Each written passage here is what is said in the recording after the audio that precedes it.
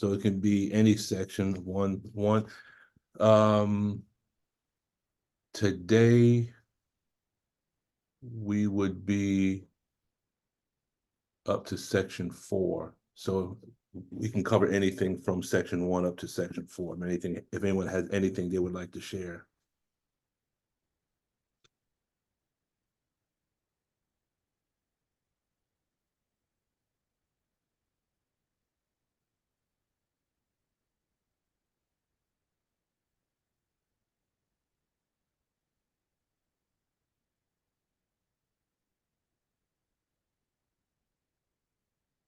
Brother Lukman?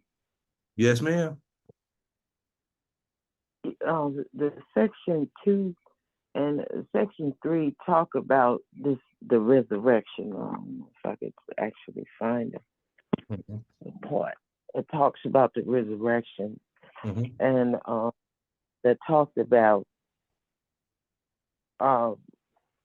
people not being there during the resurrection. And I was thinking, is it leaving them in the state that they're in, and they won't have that to come up out of that, this resurrection? How Do dead or you have a raised? specific ayat? 258 about how dead nations are raised to life. There are 268. 250.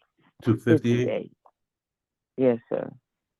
Well, that's interesting that you hit that specific ayat, because that was the specific ayat I was going to go over. Really? Yes, ma'am. That's exactly the ayat I was going to go over. Yeah, again? Say again? Yeah. What? Surah 2, ayat 258. Well, since you asked the question, I'll present what it is that I found, and perhaps that'll answer your question. Okay. All right. So Okay. Surah 2, ayat 258. It starts out, how dead nations are raised to life. And it says, in the name of Allah, the Beneficent, the Merciful, has thou not thought of him who disputed with Abraham about his Lord, because Allah had given him kingdom? When Abraham said, my Lord is he who gives life and causes to die, he said, I give life and I cause death. Abraham said, surely Allah causes the sun to rise from the east, so do thou make it rise from the west. Thus he who disbelieved was confounded, and Allah guides not the unjust people. Is that the ayat you're talking about, Sister Denise? Yes, sir. Okay, now what is it specifically about that, so we can kind of lay the foundation of where we're about to go? Where we're about to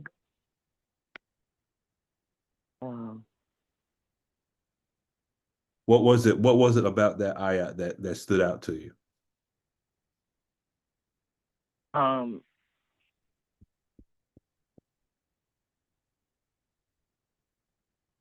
Like, I'm thinking resurrection is like an elevation, like you move from one stage to another, like like it said, God causes the sun to rise in the east, as so do thou make it rise in the west, meaning that Allah does something that don't normally happens to you. Like when we read the study guides or the Holy Quran, and we get more out of it.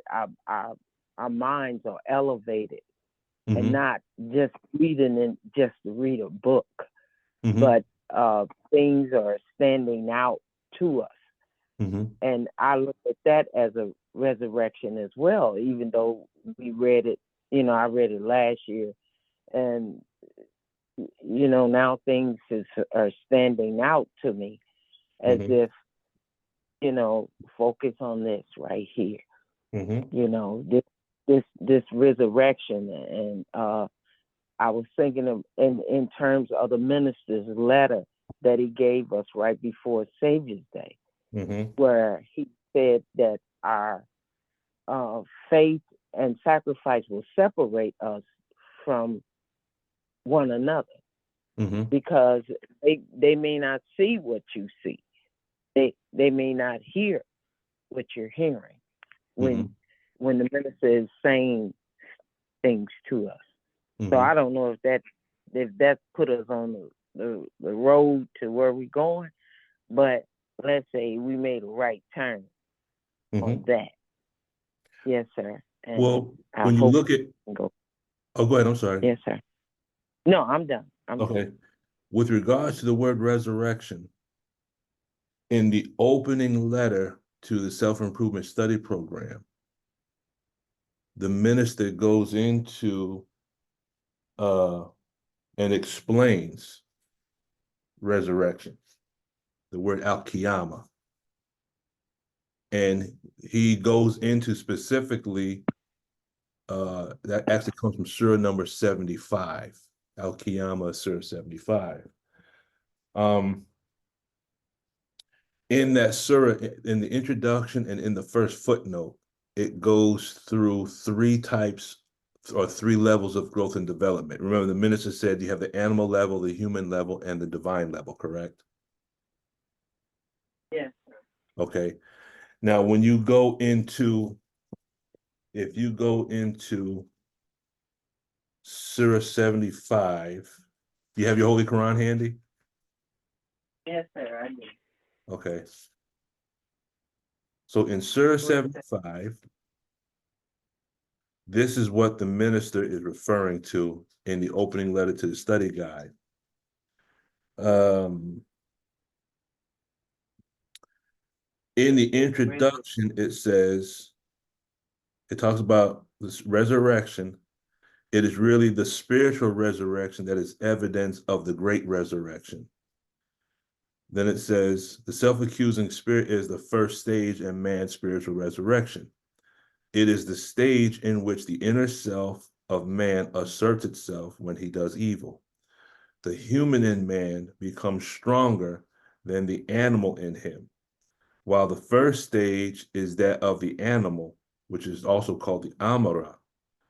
The second may probably be called the human stage. The third stage, that of the growth of the divine in man, is called Mutma'inna.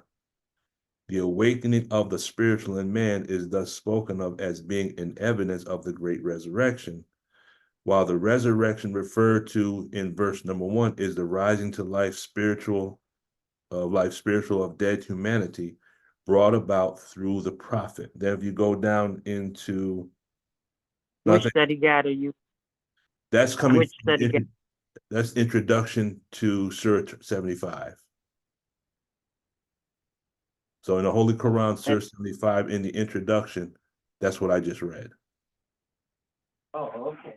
Okay. The opening letter is in study for volume number 1.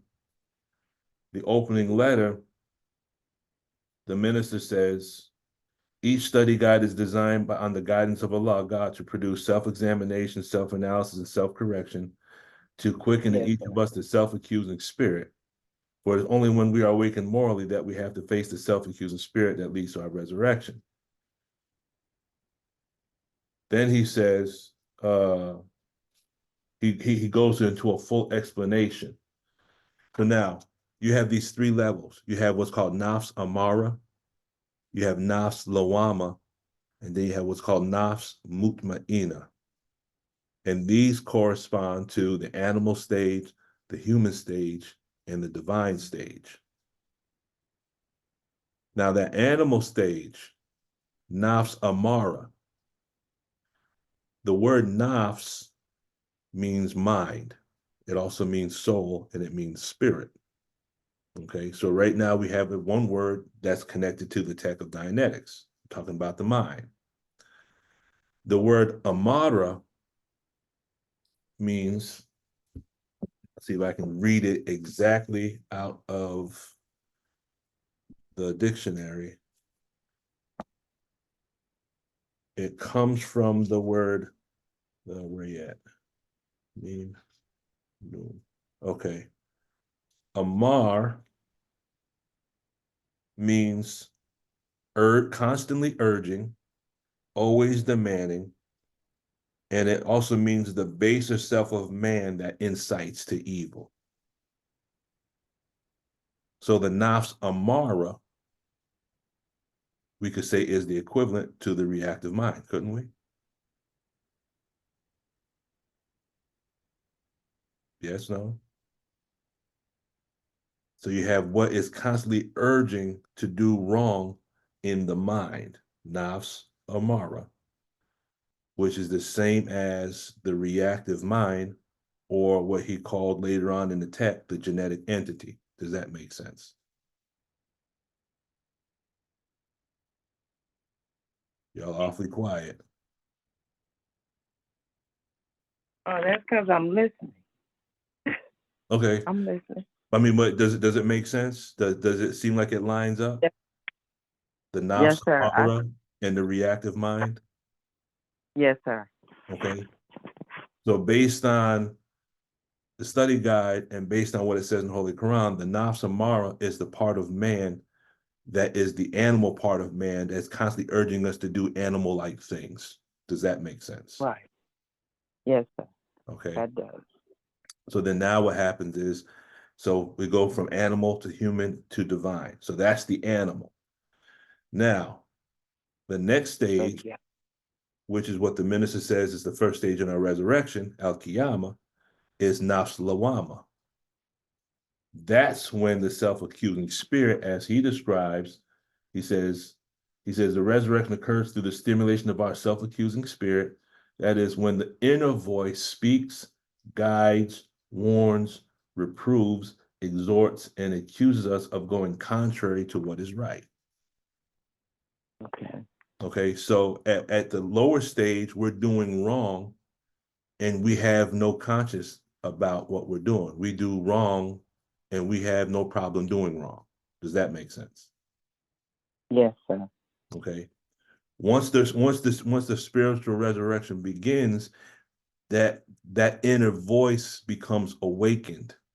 And now when we're about to do wrong, there's a voice that says, you shouldn't be doing that, right? Right. Okay, that's the human level. And then when you deal with nafs mutma'inna,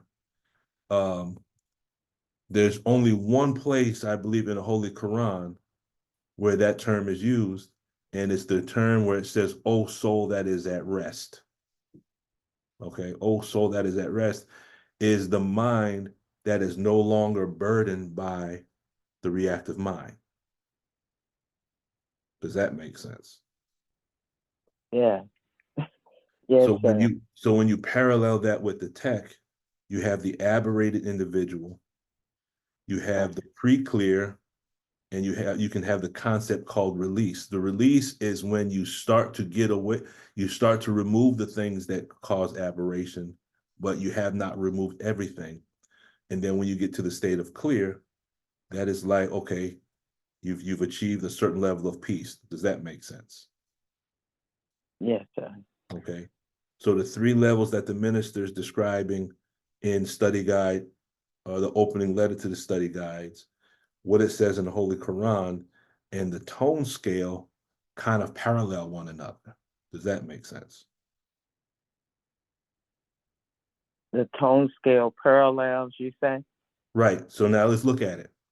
If you look at the tone scale from 2.0 and below, you're dealing with antagonism, you're dealing with overt hostility, covert hostility, grief, Yes, and apathy, correct? Yes, sir. Okay. Wouldn't that be the nafs amara? Because when we're in anger, grief, and apathy, isn't that when we start engaging in animal-like behaviors? Yes, sir. Okay. As we progress up the tone scale, let's say, as we're brought up to, let's say, past 2.5, which is boredom, up to 3.0, now we're at that point where our analytical mind is starting to click in. Does that make sense? Yes, sir. Okay. Because when we're stuck in apathy and grief and anger and hostility, when we're really clicked in, our analytical mind isn't present at all, correct? That's right. Have you ever snapped Yeah. and cussed someone out, and then when everything calmed down, you might have said to yourself, I can't believe I did that, or I can't believe I said that, but at the time you were doing it, you were just in that, you were in that area and there was no analytical mind whatsoever, correct? Or am I the only one that's not clear? No, it's no mind there. I mean, it's Okay. So this animal, it's a sign huh? like you about to go, you're about to, do like a DMX. I'm about to lose my mind. You out of your mind or something Yeah, like that. exactly. Well, when we're out of our mind, we're at 2.0 and below. Yes, sir. So in tech language, in Dianetic tech language, we're in the reactive mind. In the language of our Islam, we are at the animal level, right? All right. In the language of the supreme wisdom, we are acting savage, correct? That's right. And what is savage? Oh, A person that has lost the knowledge of himself and who is living a beast life, correct? oh, yes, sir. Oh So my now, God.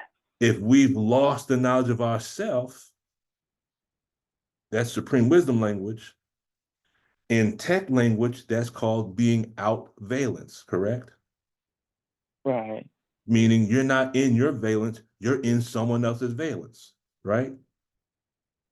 Right. So the question is, if you've lost the knowledge of yourself, then then who do you have a knowledge of that you're dramatizing? Does that make sense? Yes, sir. I think I didn't realize how much, it was told that the tone scale is a major part of Oh, oh, yes, ma'am. Yes, ma'am. That tone major, scale. and I was just trying to learn the procedure, but not understanding what I'm doing, bringing Mhm. you from this low state up here, Mhm. to get you out of that Mhm. stage and bring you up to at least a relief or something. Mhm. Oh Yes, ma'am. man. Because look at this. Savage Yes, means a sir. person that's lost in, oh, go ahead. I'm sorry. No, I was just, it's hit me now. Like, okay, because I've been, I don't know, sort of sounding like Jesus for a bit, like talking in the third person to some people. Like, I don't know who are you, but you are not my grandson. It's like, who's she talking to? Mm-hmm. Talking to you. Like speaking into folks. They act like you talking in third person. I'm talking to you. Something like that. When what Jesus did to them. Yes, sir. I'm following you, brother. Okay. Oh man. Go ahead, Sister Anya. Okay.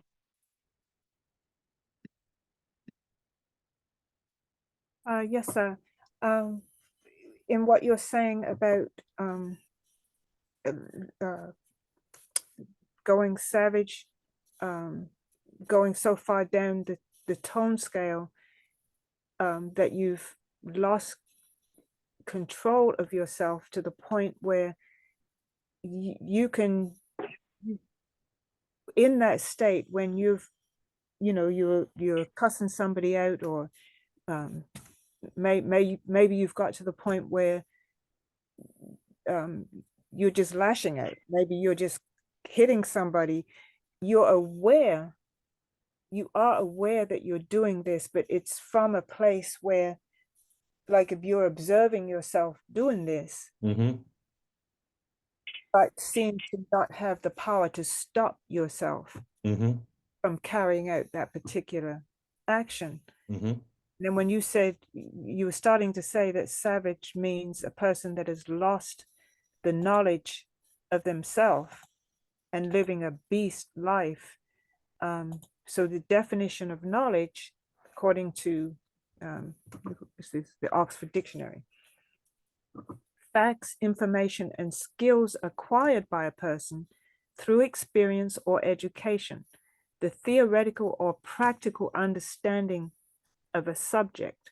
And then its similar words are understanding, comprehension, grasp, grip, command, and mastery.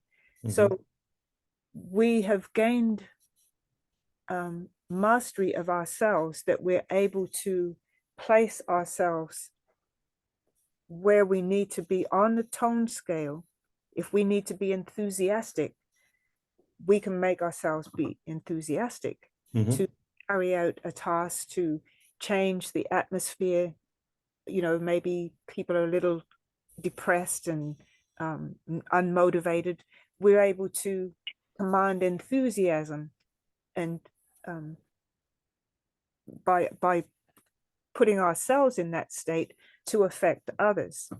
And that's, I'm just using that as one example of how we have command and can take a grip of a situation.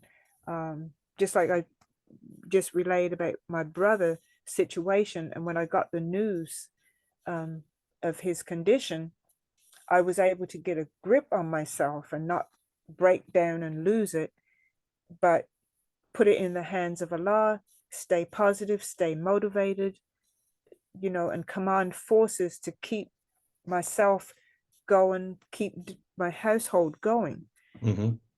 But when we lose it, it's the opposite of that. We lose grip. We don't have a grasp and a command of ourselves. We forget what we've previously been taught. So we lose the know-how of how to keep ourselves intact, how to keep ourselves together. And so then we slip into that savage behavior, because now we're just lashing out, any grasping onto whatever is in sight. And if you, even if the thought comes into your mind that you need to stop before you go too far, something else is taken over that you just can't stop. And it gets totally out of control. Yes, ma'am.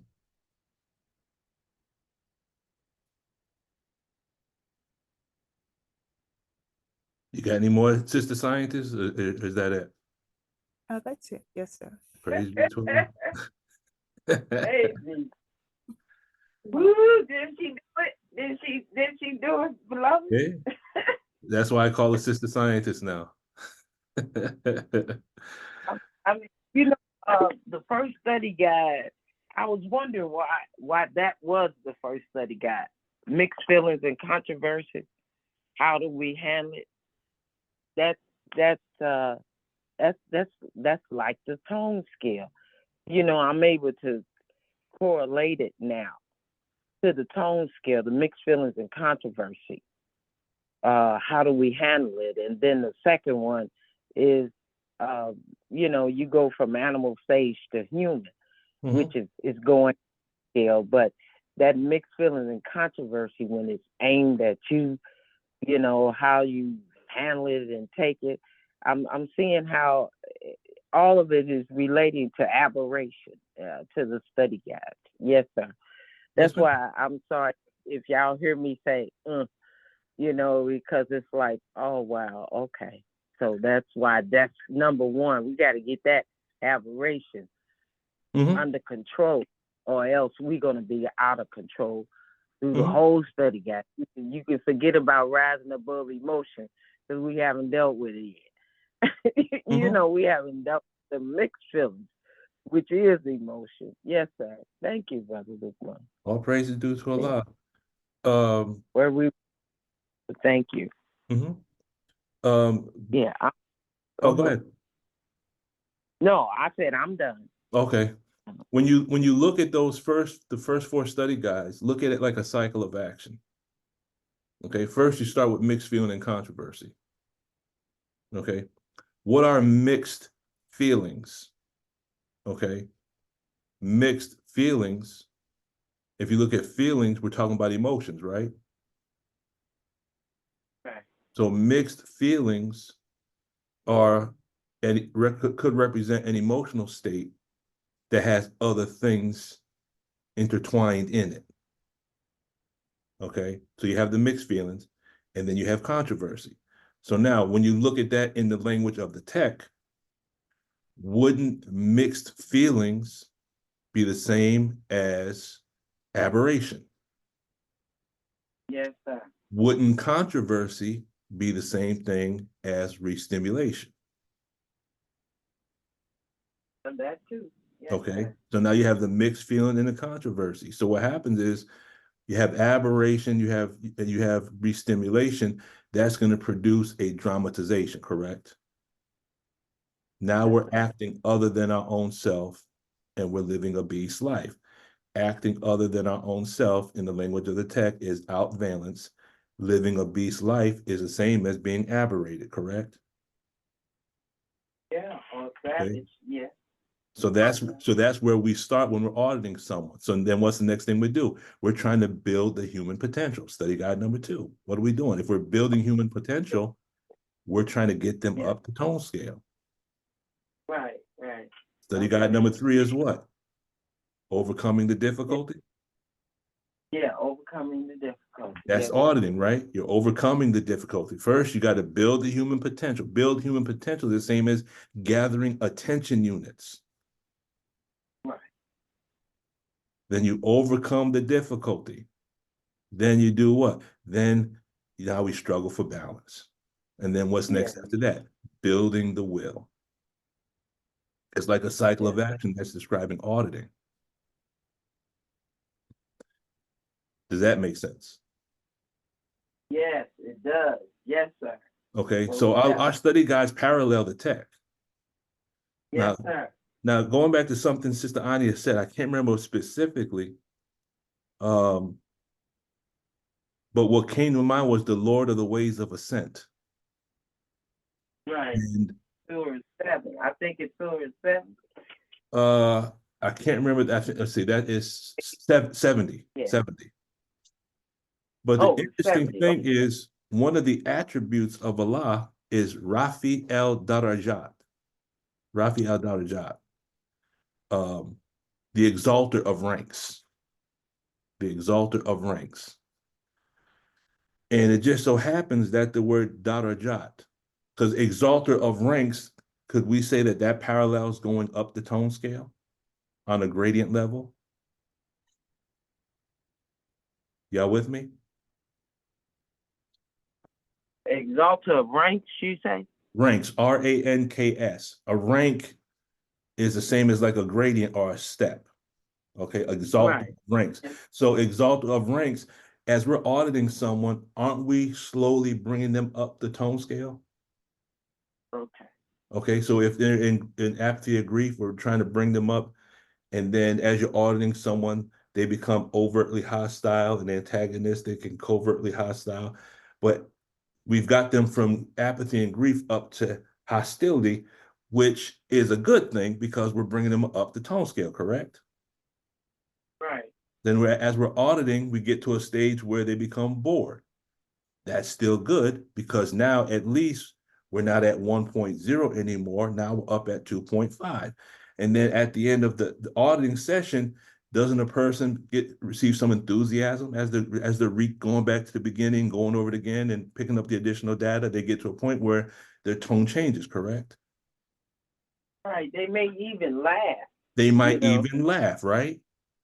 Might even laugh. Yes, sir. Okay, now let's look at this. What is the relationship between that and Rafi al-Darajat? The word Darajat also means tone or degree. So here you have an Arabic word, exalted of ranks, and the word Darajat also means steps, it means route, and it means tone. So here we have an attribute that is equivalent to part of the process of auditing, raising the tone scale degree by degree. Does that make sense? Yes, sir, that does. Okay. Praise is due to Allah. Sister Peggy. Okay, assalamu alaikum. Thank you. Walaikum salam. I have a 6-year-old grandson. Mm-hmm. He has 3 sisters. And when he's angry, he acts exactly, he takes on the valence of his oldest sister. When he's sad, he takes on the valence of his youngest sister. Mm-hmm. And then when he gets, let's see, what is that word? When he wants to covet something, he acts like his second sister. How do I know who he is? How, and I pointed this out to him. I said, when am I going to see the real you? So I just gave him something to think about, but how would I do that for a child? The first thing that comes to my mind is this is based on the tech, that when we take on a valence, sometimes that valence is an ally or ally computation. So then the first thing I would ask is, I mean, obviously you'd be able to figure out through auditing. But the question is, why does he take on the valence of the older sibling when he's angry?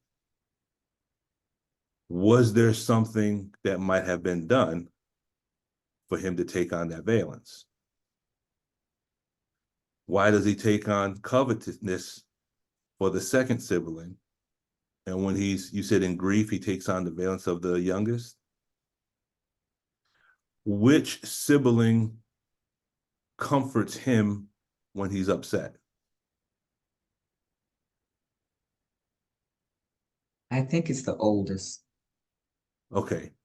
So now the oldest comforts him when he's upset. So then the question is, this is just the thing that goes through my mind. Why is it that the oldest one comforts him, but at the same time, he dramatizes the valence of the oldest? Yeah. So here's my question. Here's the thought, and I'm not saying this in a negative sense, but is there something that the older one has done to him that might have hurt him? I can't think of anything. She doesn't hurt people like that. So Well, it might not be. Go ahead. I'm not sure. Okay. I can't say. When I'm saying hurt, it could be anything. She could have just said something to him and he just took it the wrong way. She could have did something that she didn't even realize that hurt him. But in his viewpoint, something might have been done that hurt him, because I can't think of any other reason why he would dramatize that valence. Because usually, and this is just based on the tech, if we're dealing with an ally computation, then the ally computation is someone that keeps us in what's called a contra survival engram, meaning now if she comforts him, that's interesting. Yeah, she's the one that wants to be a therapist. But now why is he dramatizing her valence when he's angry? It's a real dramatic. He does exactly what she does. Okay. I don't know why. Okay. Ally computation. She'll write things about herself. Now that he knows how to write, he'll do the same thing. Okay. So here's what my thought is. Ally computation, and then there's a concept called the life continuum. And one thing L. Ron Hubbard teaches is that you take on the personality or the characteristics of someone who, now how old is the oldest sister? 13. Okay. A person can take on the characteristic of someone who has passed away, is no longer present, has left, or has failed. But because that person was close to them, they will take on the characteristics of the person they were close to. So it's possible that he takes on the characteristic of the oldest sibling because they might be the closest then. Yeah. Okay. Now I'm just trying to go through what I remember of the tech with the life continuum. Because I don't know how he really would act if he's angry without acting in her balance, or the other two. I just don't know. So could he be audited at 6? He'll be 7 next week. I think so, but I'd have to get some data on that. I believe it's possible, but let me get some data. Because I want to figure out what he would be. I think I don't know. I remember that when he was even younger, if he got angry, he wouldn't act like her at first, but he does now. What he used to do was just strike.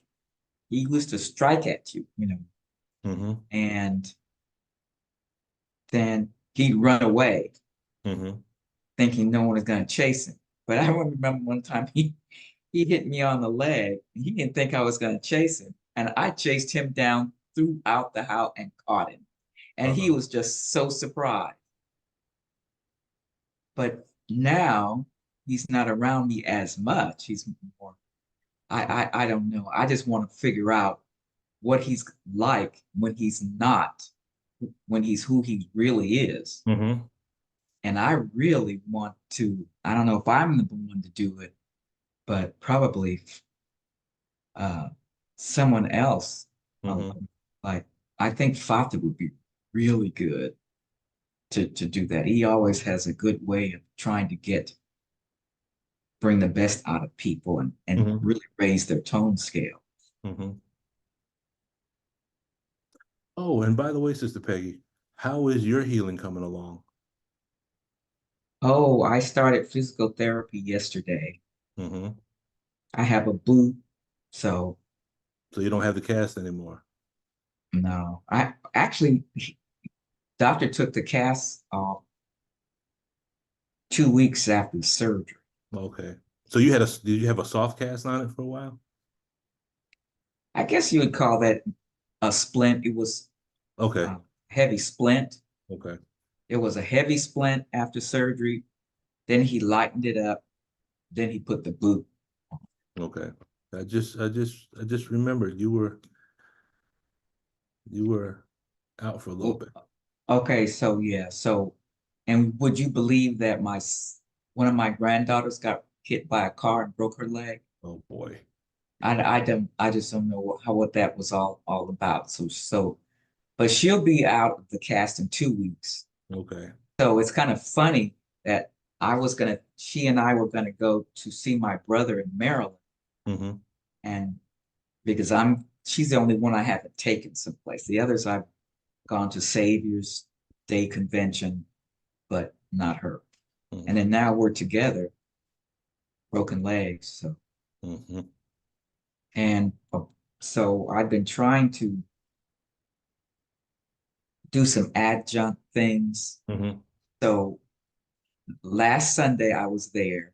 Sunday before that, I was not there because I was zooming into Japan to do some more Reiki training. Okay. So that I could, I want to focus on my foot. Okay. Yes, ma'am. Okay. So does it make sense how we connected the Holy Quran, the study guides, and the tone scale? Are you flowing with us still, Sister Denise?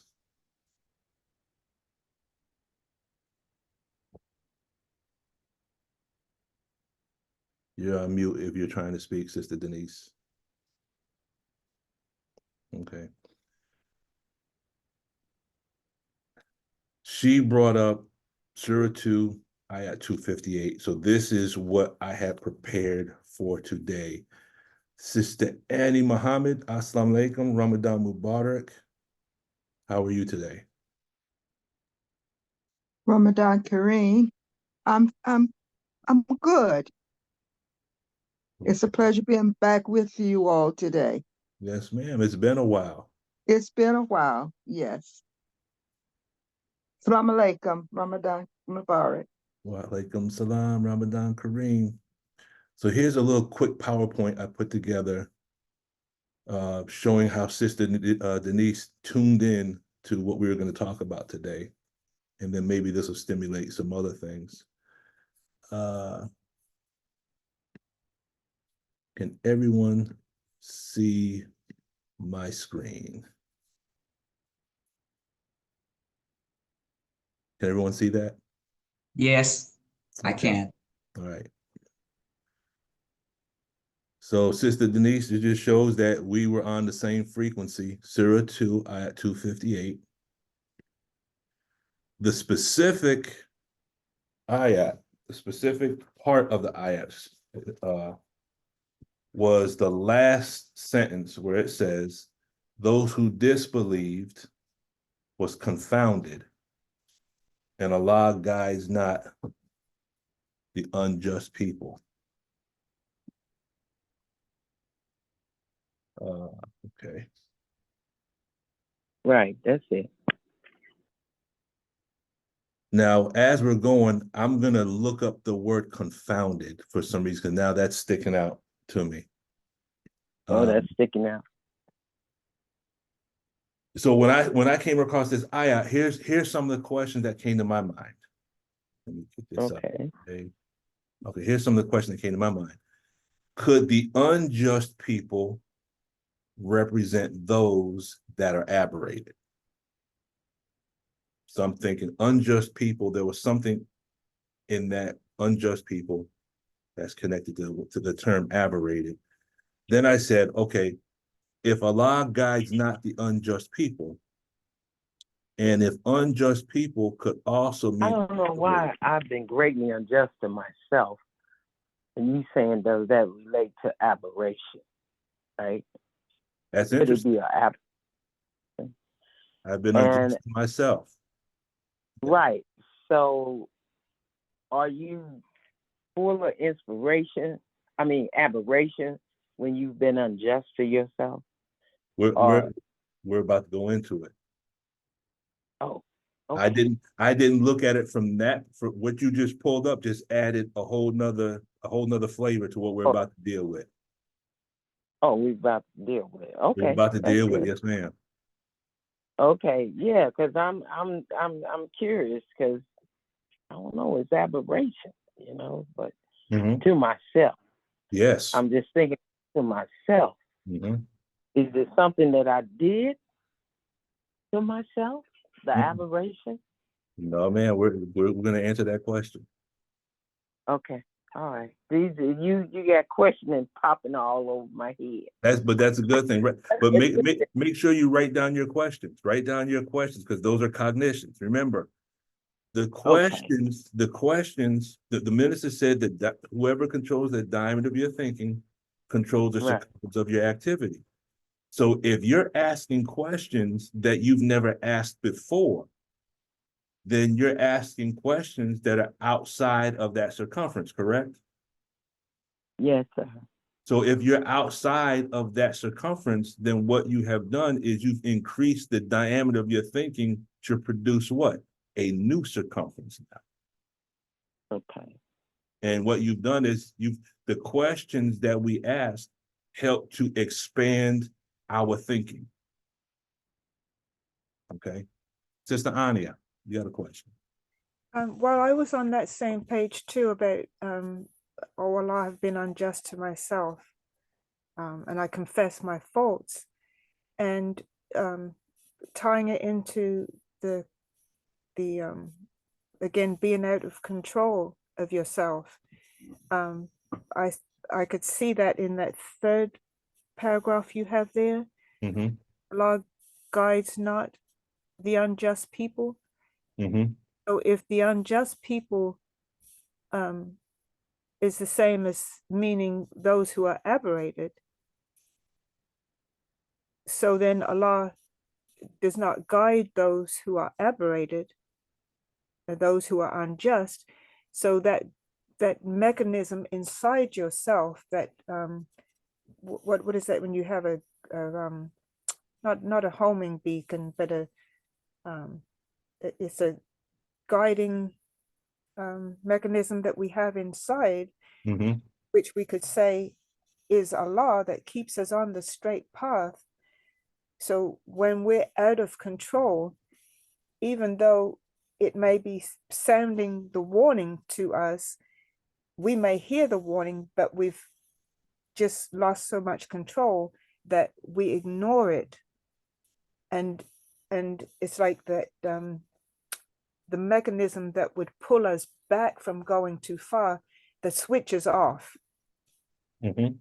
So we don't react to it, and we don't come back from going beyond the limits. I think the Quran talks about staying within the limits of Allah, staying within bounds that keeps us on the straight path, that keeps us tied to His guidance. If we, and so we've turned off the guidance switch, and so now we just, you know, so yeah, so that would be, to me, Allah. So could also mean that Allah does not guide those who are aberrated, because the guidance switch is now, we've turned it off. So, Sister Anya, would that be the same as killing the messenger of God? Yes, sir. Definitely. Yeah, and we're in the limits too. We're in the outer limits. You don't know what's happening. So that's the same as killing that self-accusing spirit within self? Yes, sir. No, within the limits, that's when you come up with all kind of monsters, right? Like Leviathan. Yeah, him too. Him too. Don't Him too, forget right? about Leviathan. Yeah, him too. Okay. Let me put a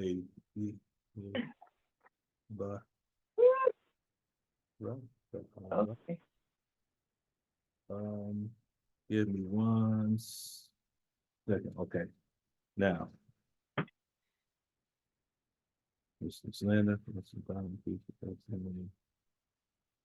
okay, it just so happens that the word confounded in Arabic, the word is bahita. And the word bahita means to descend unexpectedly. Now, wouldn't that be the same as going down the tone scale? Yeah. So, thus he who disbelieved was confounded. The word means descend. And then now, once one descends down the tone scale, Allah guides not the unjust people, correct? Now, is that in harmony with what Sister Anya just dropped on us? Yeah, it sounds like it. Sounds like it. Because sounds like you out whirlwind, like you in a. I mean, how can you guide somebody? You know, it's just out there. Now, but now let's look at the rest of this. So if Allah is not the unjust people, okay, so now we're using what's called implications. We're saying, what if Allah guides not unjust people, and unjust people could also mean aberrated, is it possible that this could also mean that Allah does not guide those that are aberrated? Now let's look at some more Arabic. So now, that being the case, if the self-accusing spirit is the inner voice that guides us, could the self-accusing spirit and the analytical mind be the same? Could the self-accusing spirit be the same as the analytical mind? We're saying, what if? Yeah, it redirects, right? Okay. it's like a redirection Mhm. back to where from crazy to at least halfway thing, you know, something like that. To turn us back around towards some type of sanity, the self-accusing spirit. Right. Yes, sir. Okay, so here we have concepts in the Holy Quran, but when we look at the Arabic, we do the word clearing in the Arabic, it's giving us some insight with regards to the tech, how the mind works, correct? That's right. Okay. So let's look man. at unjust people. And we're going to look at this in Arabic and see if we can connect it or make a marriage with the supreme technology. The Arabic word for unjust is, the root word is zalima. Zalima. That's the root word. And the word zalima means to oppress, to have been wronged, or to be in darkness. Now, are aberrated individuals, have they been oppressed? It could be. Okay. Have they been wronged? Yeah, that's possible. Yes, sir. So now, are they in darkness? So to be in darkness could be like an allegory, okay, or a metaphor. So now going back to what you're saying, Sister Denise, unjust people, based on the Arabic definitions, the unjust people may not necessarily be people that have done things that are unjust, but they could be people that injustice has been done to. Does that make sense? Oh, okay. Not what you done, but what has been done to you. Yes, because remember, there's 4 flows, remember? You remember the 4 flows? What you have done, what has been done to you. What you've witnessed being done to between other people, and what you've done to yourself. Okay.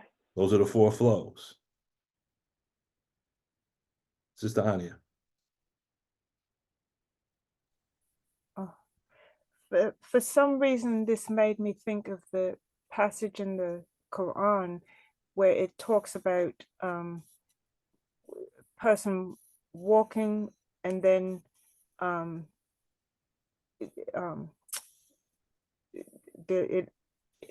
it's something about the lightning. As it shines on them, they walk in it. They walk in it, but when it becomes dark to them, they stand still. They stand still. Mm-hmm.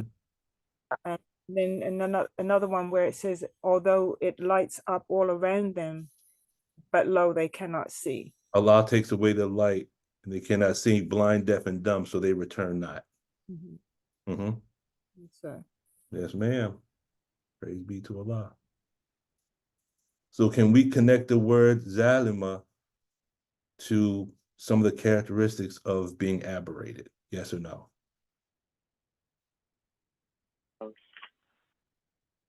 Are we still flowing? Sister Peggy? Me. Okay. So the meaning of unjust people, does that mean those who commit an injustice or those who are the result of an injustice or have been injured by an injustice? I would say both. Because you ever hear the statement that hurt people hurt people? I've heard that once, yes. Okay. I've heard. So when a person is doing injustice, okay, like the minister has said that regardless of all the things that we've done, Allah does not judge us based on what we've done because of where we are, North America. So in other words, people that are unjust, doing unjust things to other people are really individuals that had unjust things done to them. So both, we could say both could apply. Does that make sense? I really like that phrase, hurt people hurt people. Mm-hmm. It reminds me of what Sister Peggy brought up the other day about how using a word first as a noun and then using it as a verb or as an adjective. So here in the first hurt is as an adjective because it's describing the people, and then the second hurt is used as, because this is what the people are now doing. So does that make sense, Sister Peggy? Now I'm gonna throw another. Let's look at a quick mathematical term. Okay. Okay. So if I say, Sister Peggy, what is the square root of 9?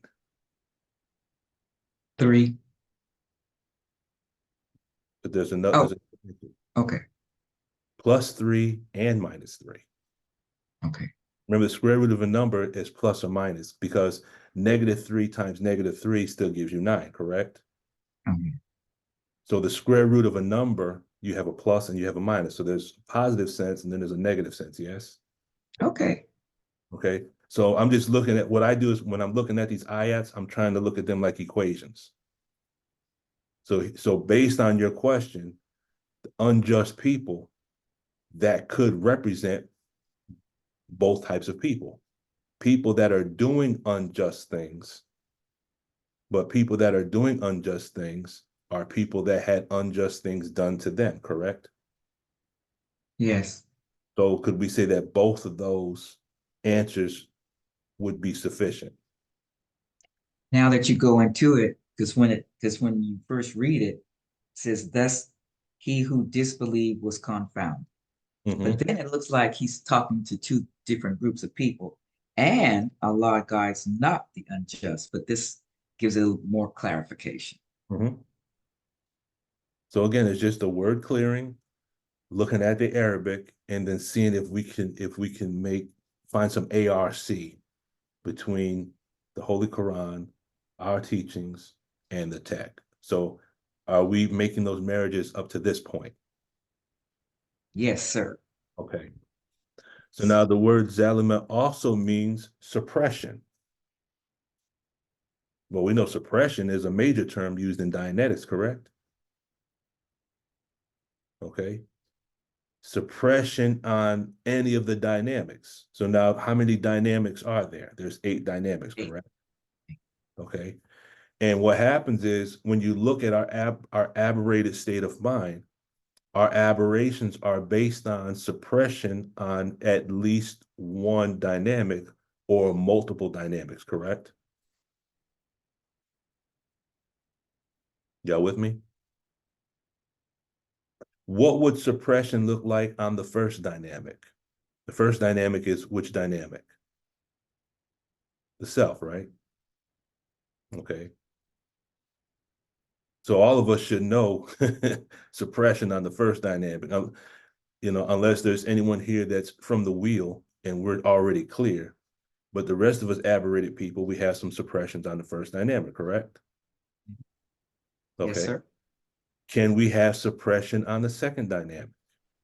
Oh, yes. Yes, absolutely. We can. Yes, we can. Because if we were raised in households where our parents were aberrated, and based on how we saw that type of relationship, L. Ron Hubbard speaks about contagion, aberration by contagion, then by observing that aberrated second dynamic may have caused aberrations for us with regards to the second dynamic, correct? Yes, yes, sir. Okay. If we have aberrations in the first dynamic, can we have aberrations on the third dynamic? Yes. Do we have problems with being with groups or working with people? Yes. Okay. Do we have problems with people in general? Fourth dynamic. Okay. If we have suppression on the first dynamic, what would suppression on the fifth dynamic look like? The fifth dynamic is the dynamic that deals with what?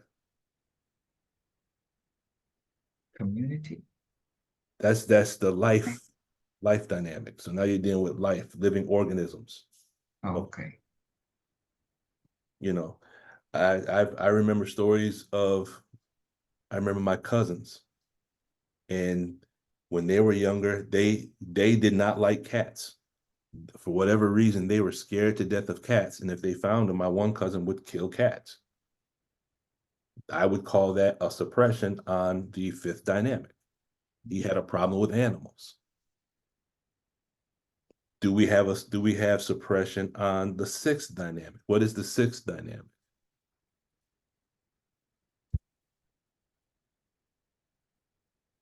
That's matter, energy, space, and time. That's called the life, I mean, not the life force, but the force dynamic. We look at that as mathematics, physics, and science, correct? Definitely. So do we have suppression on with regards to mathematics, physics, and science? Yes, sir. Then the seventh dynamic is the spirit dynamic, and then the eighth dynamic is the God dynamic. Now, we believe Allah came in the person of Master Prophet Muhammad, then we should not have suppression on the eighth dynamic. We should. Okay. And then suppression on the seventh dynamic, I would think that is when we fail to see ourselves as a spiritual being in a physical body. Does that all make sense? That makes sense. Yes, Okay. sir. So we have different types of suppressions with regards to suppression on the other dynamics. But my thought is that that suppression, the origin of it is how we've been suppressed on the first dynamic, how we've been suppressed as an individual. And if we grew up in the wilderness of North America under this madness, all of us have varying degrees of suppression, correct? Yes, sir. Okay. The word zalam is a derivative of the root word zalima, which means evildoer, villain, malefactor, rogue, scoundrel, tyrant, and oppressor. Okay. So here we have one word in Arabic, but it gives us actually a cycle of action. Can you see the cycle of action? Excuse me.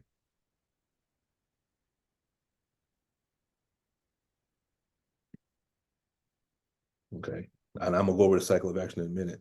So when you look at all of these definitions that are derived from the same root word, do all of these make up the elements that produce the aberrated mind? Yes, sir. Most definitely, right? Does everyone see that? Sister Anya, Sister Denise, do we all see that? Are we flowing? Do we have ARC right now? We are flowing. Okay. I'm flowing, but I'm still working out the question you asked. What's the question I asked? Like this cycle of action. So that's the start, change, Right. up. So let me see. So I'm starting with that first sentence: to oppress, to have been wronged, to be in darkness. Okay. And it's making me think of a book from years ago. What is that? About the child. Sybil? No, it's like a double heading for the book.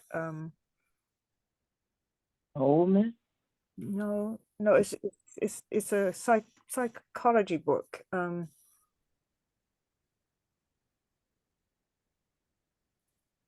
I'm okay, you're okay. Is that the name of the Oh, book? I think I remember that. I think I remember that book. Uh, it has to do with the inner child. That's what I'm getting at, the inner child. Okay. Where what we've been through as a young person, in maybe it could be in the family, that some type of family abuse, or overbearing parents, or constantly being told that you're wrong, or you're no good, you're not good enough, puts the mind in a state of darkness.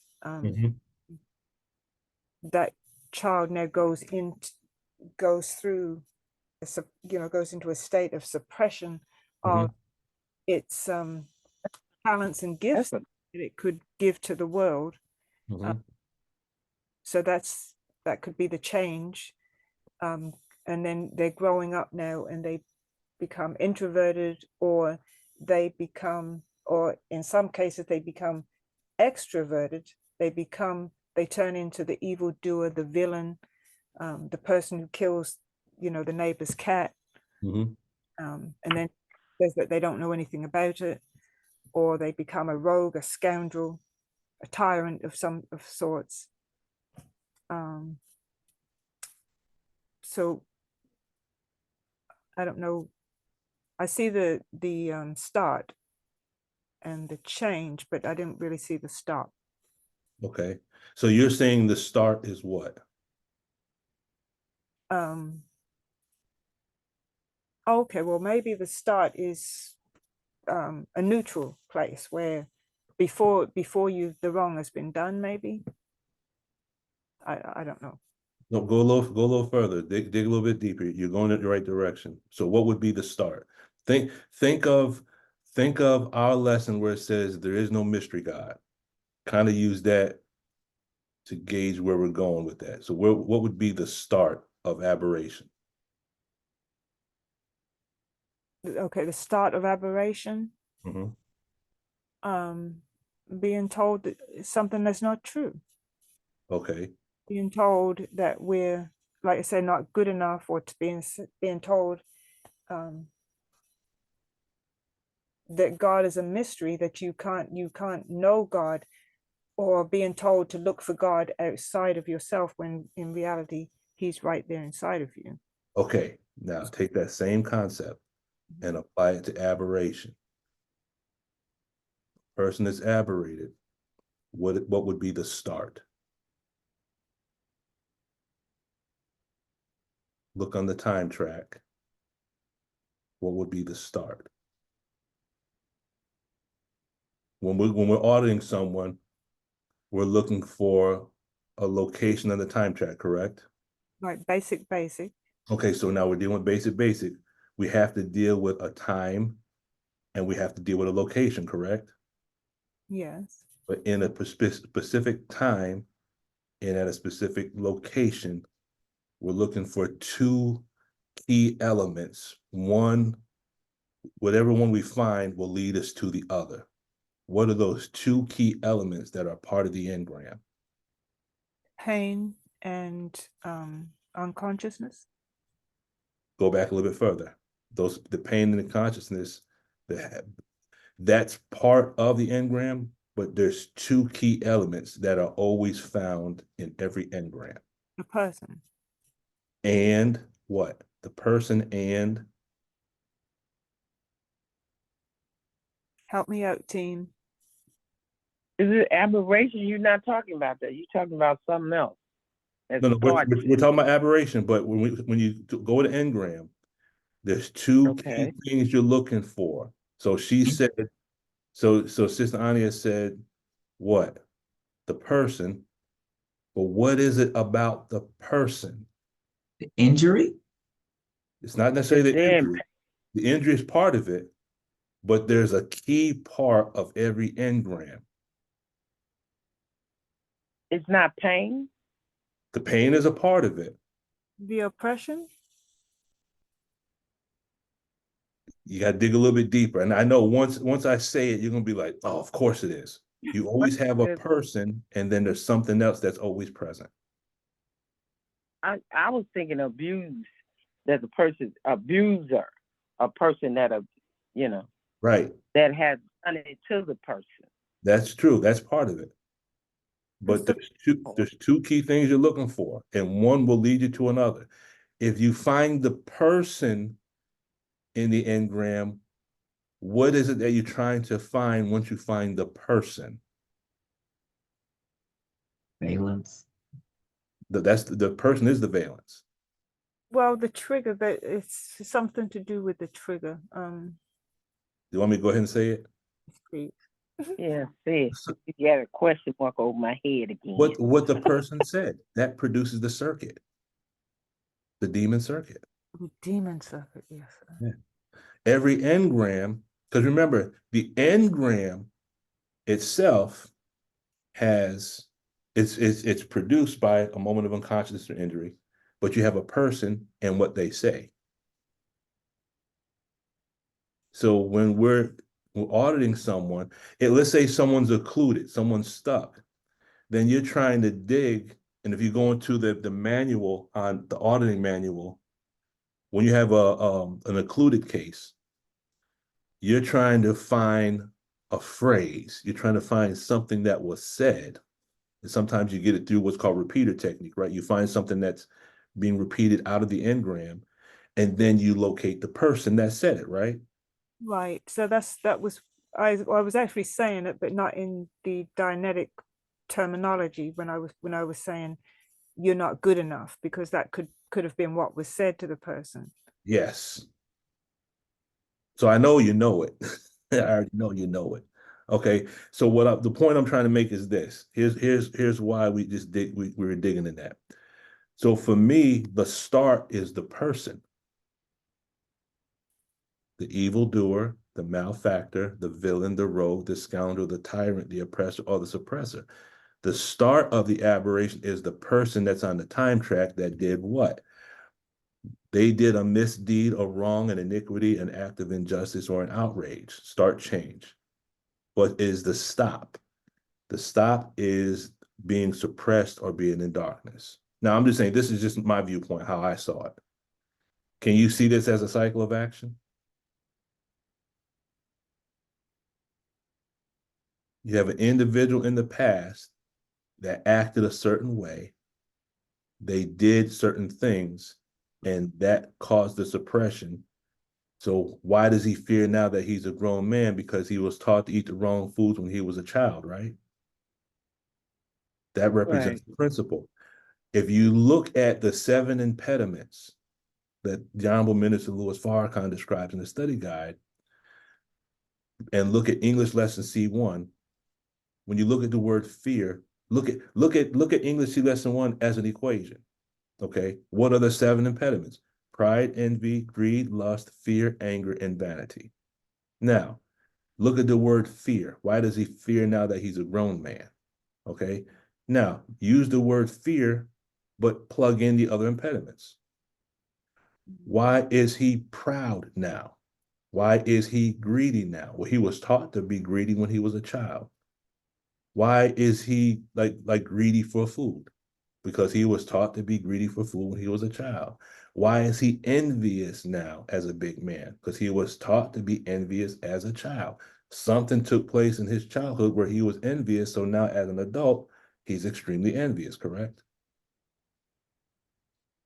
Is this making sense? It is making sense. So it made me think that if we analyze just about every sentence that we use in speech, Mm-hmm. there's always going to be a start, change, stop, a cycle of action. Mm-hmm. Yes, ma'am. Because when we're using speech, we're really using equations. And based on our input, it's going to produce an output, correct? Yes, sir. And that's You why. know, Brother Luke. Oh, go ahead. Go ahead. Mm-hmm. No, I was thinking about the Holy Quran, Surah 3, 114. It said they believe in Allah in the last days, and they enjoin good and forbid evil, and vie with one another in the good deeds, and those are among the righteous. I was thinking about that as a goal as an auditor. You know, when Mm-hmm. we went up against the odds, and or I don't want to say somebody trying to take our person away or our sister away or something like that, but it could be, or our family member. And I don't know, it's like you trying to bring them back to present time, Mm-hmm. as close as you can get them to present time. And the reason why I said this, Brother Lukman, because I had went back to the org to take some classes that they were giving me and my husband, and she asked me what she could do to assist me. And I said, I remember the last time I was here, it was dealing with communication, but I didn't say what. You know, with the to perfect the auditing process, or so, which is what I'm getting here. So when you assist somebody, you know, it's not like you out in oblivion, like, but you actually there with them in the world in a way. Does that make sense? Oh, okay. Yes, ma'am. Yes, ma'am. That's what came out of me, you know. Because I'm finding a lot of hurt people. I mean, they really hurting. And I wanted to help them more, but I didn't think I had sharpened my tool. Like Mrs. say, it's a tool, and I needed to sharpen it, to use that block that you sharpen things on, and I needed to do that. So I thank you all. I thank you all. You don't know what you did for me today.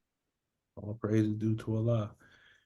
At the very beginning, Sister Tina was on, and we were talking, and she was making reference to what the minister said during Savior's Day, with regards to Ramadan, not Savior's Day, the Ramadan prayer line, and keeping in mind those that are suffering. And the way she described it as she was talking, where it kind of led us was that I said, you know, if the minister wants us to focus on those that are suffering, I said, the idea came to mind, I said, that could cause restimulation. Sister Tina had said, and for those that have been studying the text would know how to handle the restimulation. I said, exactly. I said, so the minister's words are kind of like a type of processing. So we're dealing with people suffering, and we're being mindful of that suffering during Ramadan. But now if we follow the minister's instructions, those that are suffering that are in our circumference, we can now assist them and help them to help remove that suffering. Does that make sense? Yes, sir. Yes, sir. That definitely makes sense. But it was interesting. With everyone's permission, I probably will post this session on the YouTube platform. And if we do, go back to the very beginning and listen to what Sister Tina said. I think it's very, very relevant. Sister Ania. Well, that made me go into a very reflective state, because I think in that is so much for us to take and digest. In fact, we could do a whole class on that. But I wanted to share, read something from a book and share with the class. But before I do that, when we were talking about the speech, and in every sentence there being a cycle of action, my mind immediately went to the goal of communication concerning a cycle of action. And then Sister Denise, in her comment, she mentioned communication. So can we, before I read this, can we just review that? Because it's not coming to my mind, that communication cycle, but I know it's related to that start, change, stop. You mean cycle of communication? So You have a source point, you have the communication, you have a receipt point, and then you have a duplication. Does that make sense? Okay, the source point. Source point is, so for example, I'll give you an example. if I'm out on the fire engine and dispatcher contacts me, dispatcher say, dispatch to engine 3. I say, engine 3's on. Can you respond to 415 Broadway? Received, engine 3 is responding to, Broadway. So there's a source point where the communication starts. There's an intention, then I receive it. And then once I receive it, I communicate to dispatch to let them know that I received it exactly how they sent it. Can you respond to 415 Broadway? Received. Engine 3 is responding to 415 Broadway. That is a cycle of communication. Okay, so the source point, the communication starts with the intention. There has to be an intent. There's an intention behind the communication. And then 2 is the receipt of the communication. Someone receives the communication. And number 3 is the response. Is to acknowledge that the communication was received. So for example, when individuals raise their hands, if there's going to be if I have a thought and I'm trying to get the thought out, I might say, Sister Ani, I see your hand, just give me 1 second. That's completing the cycle of action. You're raising your hand because there's something you like to share. And by me saying, Sister Ani, I see your hand, just give me 1 second, I'm completing the cycle of action to let you know that I have received your communication and I'm acknowledging it. Okay. And then how many times have we said, and see, and this is something I just remember, this brings a funny memory, but I would say almost all of us in this room, when our parent called us and they might have yelled to us from a different part of the house, we did not fail to respond. Is that correct?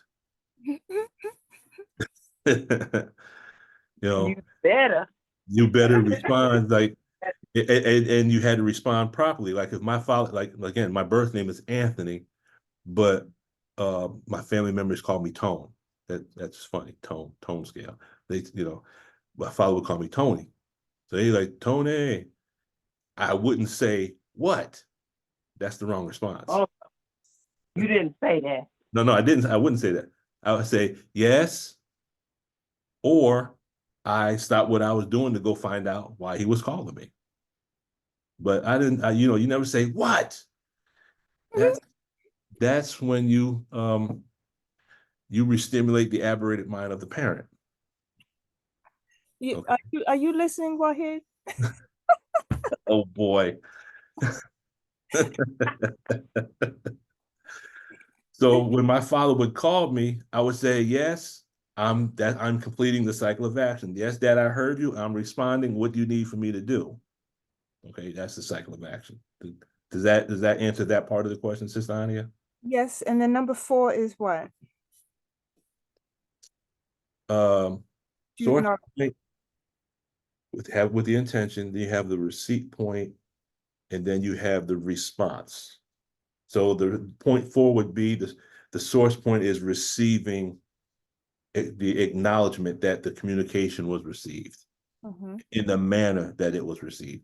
For us, for our communication, it's important because there's been times when the dispatcher might say, and you can't make out what they're saying. They might say, for my Broadway.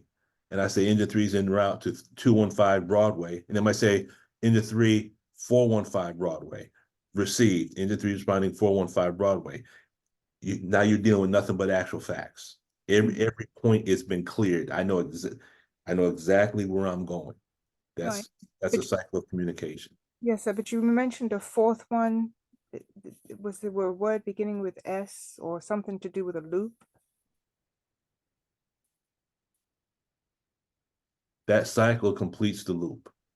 Source point, the communication, you have the intention, you have the receipt point, and then they acknowledge that they received it back to the source point. So when the source point receives the acknowledgement, that completes the cycle. But then okay, all right. Okay, yes, sir. Okay. So now what was the other part of the question? I'm not mistaken, there was another part to it. You could put up the screen Okay. that you had. Okay. Um, Okay. I was paying attention to the start, change, stop, but Okay. then I saw then I paid attention to the heading, and then it says, is it Zalama? Zalama. One word, three concepts. Mhm. It made me think of that page that from the book that I sent to you the other day, Brother Lukman, about the divine double talk. Oh, how did I miss that? And so if it's okay if I could just read Of this. course. Yes, ma'am. This is from a book I bought at Savior's Day, and it starts off saying, within the eminent body of knowledge revealed by Master Fard Muhammad to his servant, the most honorable Elijah Muhammad, there are many concepts and truths introduced that require a concentrated effort of study to go beyond a surface level of understanding, which, if done, would permit one to begin plunging the diverse depths of its meaning. Some of what Master Fard Muhammad revealed to his servant was very direct, that is, exoteric and straightforward, while others were mathematically coded, linguistically cryptic, esoteric, containing multiple layers of wisdom and significance. Therefore, when we read and hear that Master Fard Muhammad learned and spoke the language of the birds, we cannot take for granted that we know and have a complete understanding of the statement and all of its complex implications. We must understand that God's wisdom can be twofold or mean two things at one time. For God to say one thing yet mean and convey another is mentioned in the biblical scripture, wherein it reads, quote, one thing have God spoken, two things have I heard. That power belongs to God. The Bible verse informs the reader that God has the power to say one thing and mean another, or get across 2 points within a single statement. Mm. Such communication is reflective of Master Fard Muhammad's speech to the Honorable Elijah Muhammad, as we will come to see. End quote. Mm. Did it give that Bible verse, what that Bible verse was? Let's see. Psalms 62 and 11. As you're reading, what came to my mind was some of its verses are allegorical. Some of its verses are decisive. They're the foundation of the book, and others are allegorical. Yes, sir. That's what came to mind. Mm-hmm. But now also, say one thing and mean two things. Right. And that's what you had up on that screen there. Mm-hmm. It goes back to one of the table talks, and I have it around here somewhere. But in the table talks, and I've seen this written somewhere. I can't remember what book it is. It talks about the two pictures of Master Fard Muhammad. One picture is the one that we have with him holding Holy Quran. And based on what Brother Jabril says, that picture means to us to study, correct? Yes, sir. Okay. But there's another picture that was given to his brother Kalat. And in that picture, it shows Master Fard Muhammad working square roots on I think on a chalkboard. And earlier, we were just talking about when you work square roots, when you work a square root of a number, you get two answers, correct? Yes, sir. Okay. Positive and a negative. You get a positive and a negative. And positive and negative is really subjective. So the bottom line is to find the root of a number, you can get two answers. Mm-hmm. Okay. That's interesting. I got to get that book. Yes, sir. That was the page I sent. Okay. Whet your appetite. And I did go to the website because those books are not offered on Amazon except if you order it through a Kindle. But his website, you can order it. Yes, sir. And when I saw the books he had, I'm like, ooh, and tomorrow's payday too. Oh boy, I have to treat myself. Anyway, thank you for that, Sister Ania. Oh, but I mentioned it so because to apply that to what you're presenting to us here, but to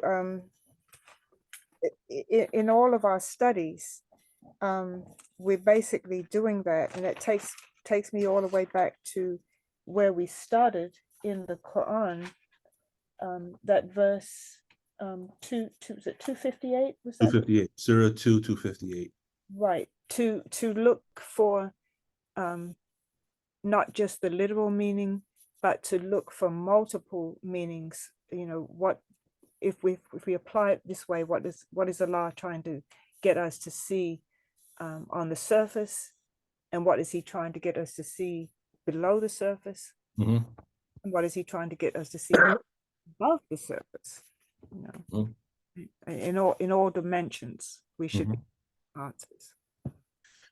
You know, since you worded it like that, let me throw this out here for just a quick minute. If we look at the formula for circumference, right? Circumference equals pi times d, correct? 3.14 times the diameter, yes? Yes, sir. Okay, we have one formula. If I plug in 7,926 miles, then I'll get the circumference for which planet? Earth. Okay. Take the same formula. Now I plug in the diameter of if I do the diameter of Mars, will I not get the circumference of Mars? Yes, sir. If I do the diameter of Jupiter, will I not get the circumference of Jupiter? So the equation never changes. But as I input data into the equation, then I'll get an output, right? Yes, sir. So if we look at each of the ayats of the Holy Quran as an equation, and we look at the Arabic word, and that word has multiple meanings, then would that not also be possible that if we plug in the different meanings of the word, then we'll get a different output? Yes, sir. If we apply different meanings in our Supreme Wisdom lessons, are our lessons just lessons, or are they formulae? Formulae. If each lesson is a formulae, and if I take and look at the words that are in the question, right? Honorable Minister Louis Farrakhan said that Allah is a scientist who speaks in the language of formulae. That means to me, each lesson is not just a lesson, it's more than that. It's an equation, it's a formulae, it's a function. And the elements of that lesson, if we clear those words and look at the multiple meanings, the many layers of meanings of those words, and then re-input that into the lesson, that'll give us a deeper understanding of not only the lesson, but it allows us to use our supreme wisdom as a book of formulae to understand everything in creation. Does that make sense? Yes, sir. And then that would tie into our instructions given to the laborers, number 3, wherein it says, no man can be successful in teaching a people that cannot speak clearly the people's language. So we have to, take those different word definitions, I mean, the multiple definitions of the word, and apply it correctly to the situation based on who we're dealing with and what their concern is. Yes, ma'am. So if I'm speaking with a Buddhist, what language do I need to know how to speak? We need to understand that we need to have read, what is their book? Well, they have many books, but one of the main books is the Dhammapada. But the thing is, I would have to be able to speak the language of Buddhism, correct? If I'm talking to a Christian, I need to be able to speak the language of the Bible. Yes. If I'm talking to one who is a Sikh, I have to know the language of the Guru Granth Sahib, meaning whatever person we come in contact with, I can't speak to them about the lessons because that's not their language. Mm-hmm. So now someone who doesn't believe in religion, if they're a mathematician, then I have to know the language of what? Mathematics. Okay, if I'm talking to a chemist, I have to know the language of. We have to be multilingual. Mm-hmm. And the root of our multilingual ability is our supreme wisdom lessons and the teachings of the Most High Elijah Muhammad, correct? Yes, sir. Because that's a formula that overlays all languages. There you go. Yes, ma'am. Praise be to Allah. Now, from our conversation the other day, when it was mentioned that the Scientologists, even with all of what they have basically bowed to and stepped aside and allowed us to have access to all of their books because they see power that is in that supreme wisdom. They may not be able to explain it, but they see how, you know, certain ones of us have been able to explain that and take them deeper into the knowledge that they have, deeper into the knowledge that they have than they were able to go. Here's what comes to mind. Our lesson says the student must study his assignment, lesson number 1, right? Yes, sir.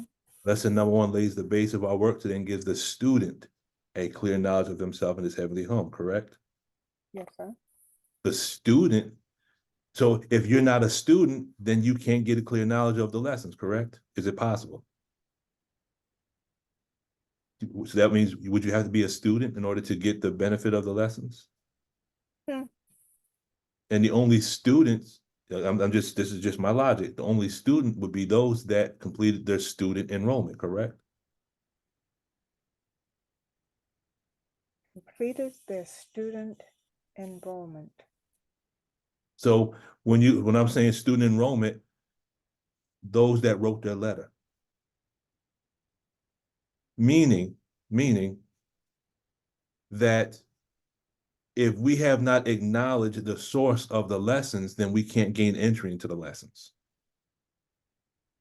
We can make conjecture and speculate, but if we're not in harmony with or strive to be in harmony with those 3 men, Allah, the Most High Elijah Muhammad, and the Messiah, we can speculate what we think the lessons are, but if we're in harmony with, then we get direct understanding from the source. Is it safe to assume that? If we don't have love and appreciation for the Savior, why would he allow us to have understanding of the lessons?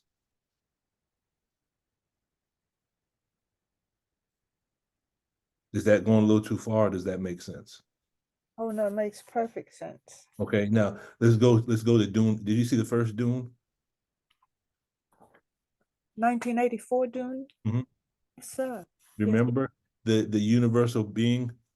They said he was a male, but he could go to a place where the other ones could not go. Right. Okay. Our supreme wisdom is a place that if Allah does not allow entry, then you could have all the lessons that you want, but you still can't access the wisdom of those lessons. Right. And remember when he found the Fremen? Mm-hmm. When he was among the Fremen, they had to be taught a certain language, a certain tone in which they spoke that language. Yes, ma'am. In order for it to be effective.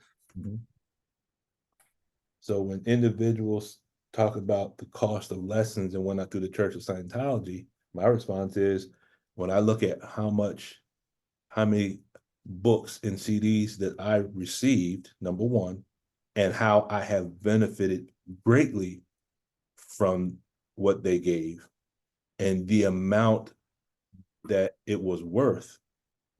I'm thankful to Allah for Sister Naira for sending me those 8 monstrosity-sized boxes of books. The fact that I received that from the Church of Scientology, I'm grateful and thankful. But what if it's right in sync with the fact that that tool, along with our lessons, opens up a whole nother level of the tech? And that is tech is dependent upon our lessons.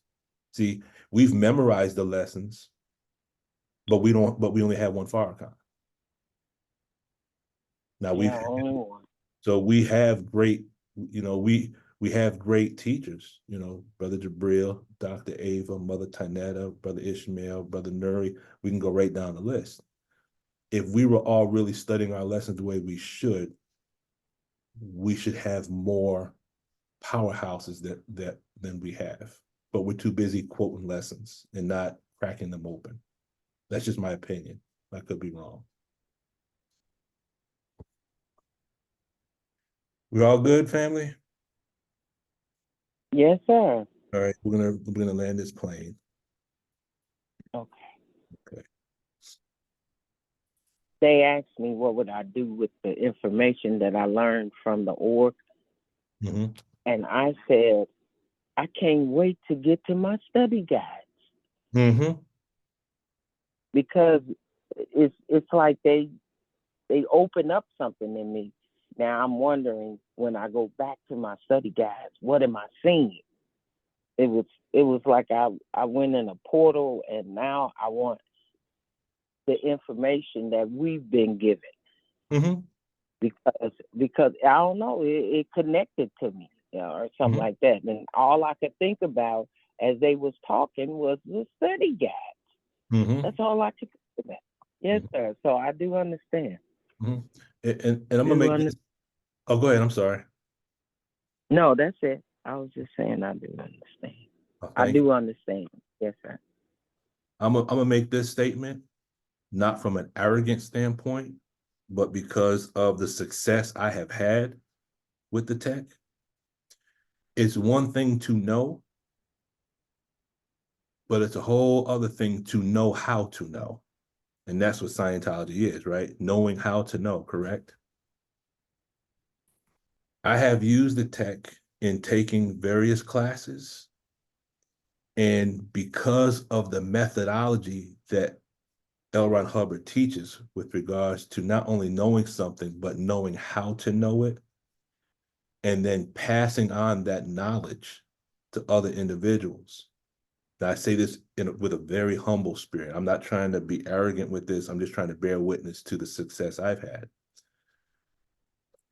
When I took my captain's test back here about 2 years ago, I scored #1 on the captain's test, civil service exam, by using what I have learned through the tech of Scientology along with our Supreme Wisdom lessons. Okay. Mm-hmm. When I took the assistant chief test, I scored #1 on that test.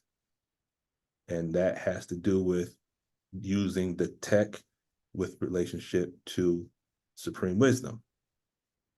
Last year, I had to take a course, and a lot of individuals actually failed the course. I did very well. I think I might have scored an 83. It was a hard class, but I was using, and I'll give you an example. And I just took a test on the 2nd, but I won't get those results until around August. Using the tech, see, we study to answer questions. So we study in order to gather data in order to take a test. But if we don't study properly after the test is over with, if that information is not converted from short-term to long-term memory, then you've passed the test, but down the road, you lose the information. Does that make sense? That's true. Okay. But based on how they teach the study tech, knowing how to know, I did not study in order to be able to answer questions, I studied to understand the structure of the question and looking at the key words, knowing the question and knowing how to know the question and its relationship to the answer. Does that make sense? Okay. I was looking past the question and the answer and looking at how the questions and the answers were structured. What they teach as far as the study tech, had I had this when I was in college, I probably would have been a doctor right now. I'm just putting that out there. The study tech is right and exact. I don't care what anyone says about the Church of Scientology. Study tech is right and exact. Yes, sir. Okay. Another point I want to make, and this is not out of arrogance, but this is just based on what I've seen in the study tech. I believe in my heart, based on what I've seen with relationship to the Supreme Wisdom lessons and the study tech given by the Church of Scientology, I don't believe there's any subject on this planet that I can't learn. I can learn anything I apply my mind to. And I can share that with us of how to learn certain things in such a way that it is so easy to learn it, retain it, and understand it. The cycle of action that I use is the cycle of action that's in the Holy Quran. It's the same cycle of action, but it's given in the language of our wisdom, which is Surah, I call it the 87-13 rule. It's Surah 87, verses 1 through 3. Allah creates, then he makes complete, he measures, and then he guides. So create and complete is your start and your stop. Does that make sense? Yes, no? Yeah. Okay. You said 87, right? Surah 87, verse 1 through 3. That's the Quranic cycle of action. He creates, then he makes complete. That's your start and your stop.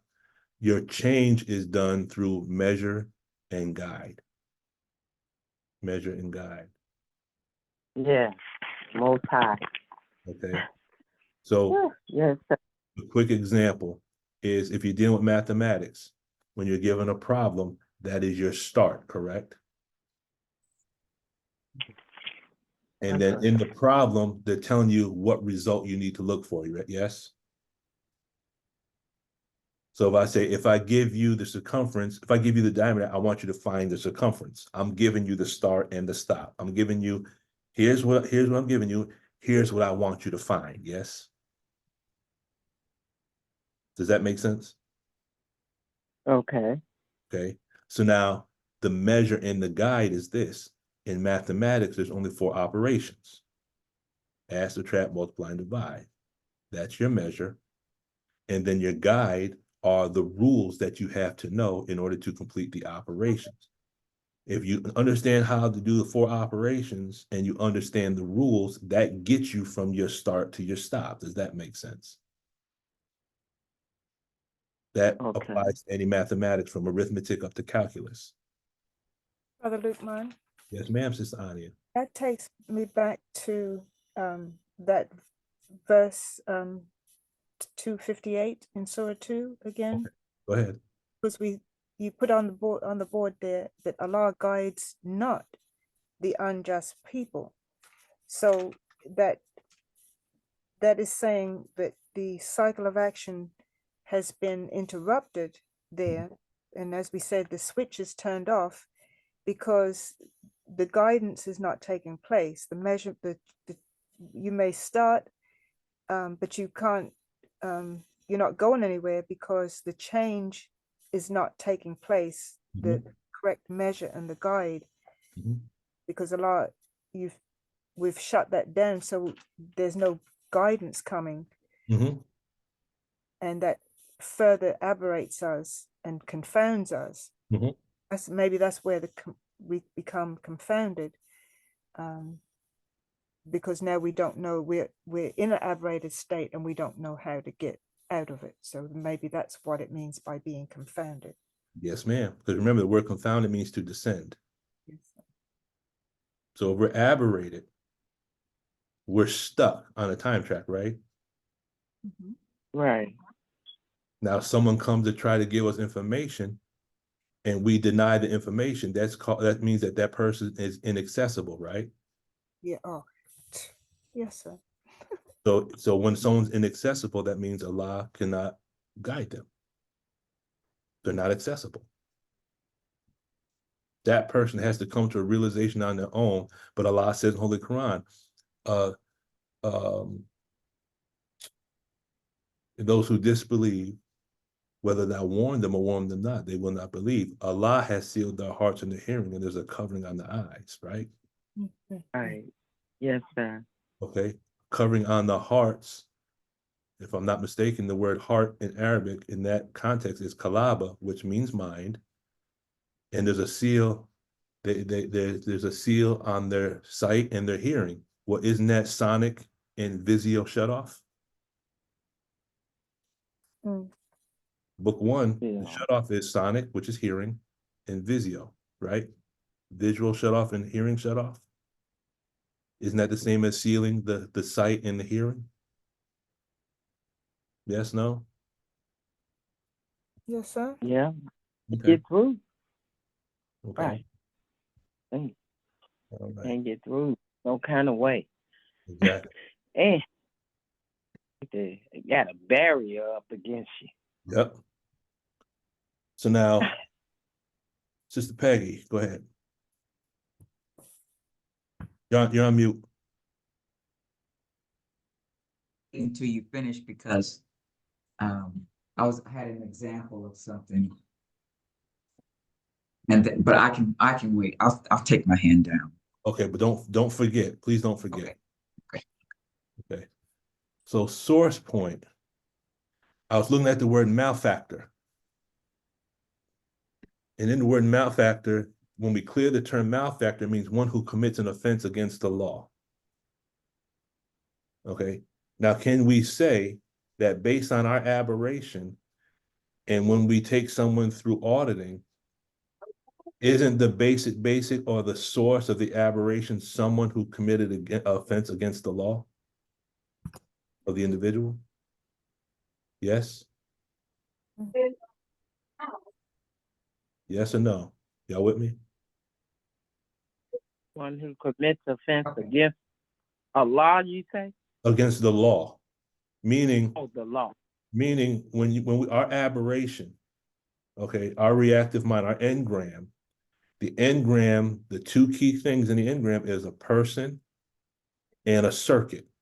But the main thing is there's a person that's at the root of there's a past person that's at the root of our present aberration, yes? Okay. Did they not commit an offense against us? Yes or no? Yeah. Okay. The person. Okay. Malfactor is one who does ill toward another. Well, that's the person that is in the engram that committed whatever act that caused us to have an aberration, yes? Okay. Yes, sir. But now in the word Okay. malfactor, I saw the word mal plus factor. So the word mal is a prefix that means abnormal, bad, disease, or sickness. And the word factor is one that actively contributes to the production of a result.